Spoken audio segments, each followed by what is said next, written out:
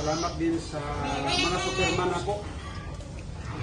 Kay Uji, yan ang superman ko si Uji. Dakdak ka, superwoman ka dak.